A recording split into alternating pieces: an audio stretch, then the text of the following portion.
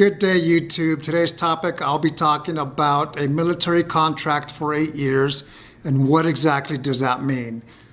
This applies to any branch of service, and my experience is, of course, with the Air Force. When I enlisted into the Air Force, I wanted to do 4 years of active duty. In the Air Force, you have the option of 4 years or 6 years. If I'm not mistaken, the Army, you can do 4 years.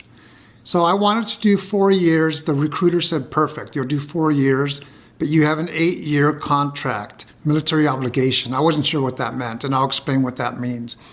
I enlisted for 4 years, immediately thought I was gonna do my 4 years and get out. I was like, nah, going back to Los Angeles is a good deal. It's home, and everything that I wanna do is in Los Angeles. Then I realized that the military is a good option, at least for me. I loved it. So I said, you know what, I'm going to re-enlist. If I would have decided to separate after my 4 years, what that means, an 8-year military obligation, is you go into the inactive ready reserves, which is IRR. You don't have to show up, drill weekend in the reserves or anything. You just go about with your life, whatever it is that you're going to do after the military, whether it's work or school or whatever you can think of. But you have an 8-year obligation, and what that means is the military can call you back and say, hey, we need you to come back to active duty, should something happen.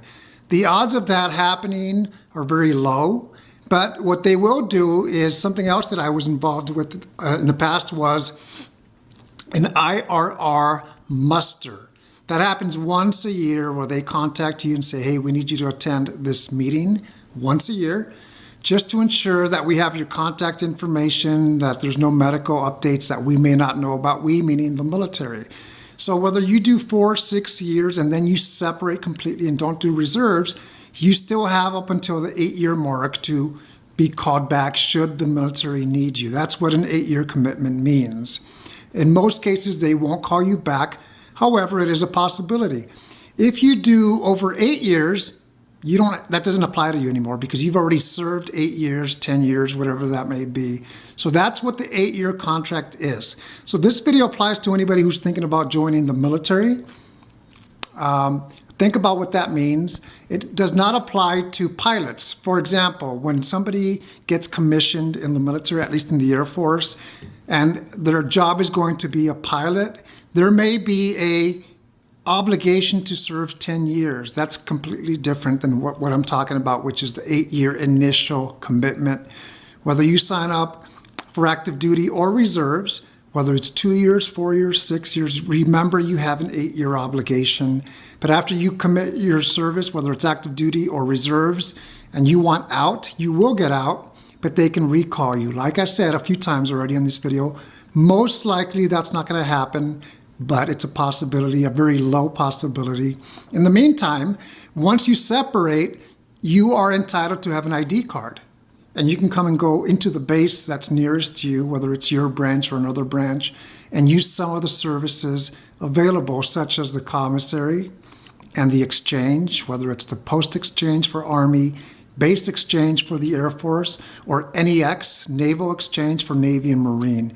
You can use any of those services. Medical will stop, so that's not a benefit by you having an ID card.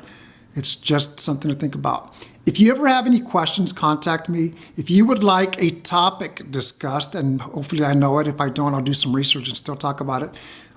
Let me know. You take care. To clarify on the ID card, which I just spoke about, you are entitled to have your ID card even if you are no longer in the military up to the 8th year of that obligation. Once you reach your 8th year and you are no longer active duty or reserve, that's when the ID card benefit will go away and it'll be expired. Take care.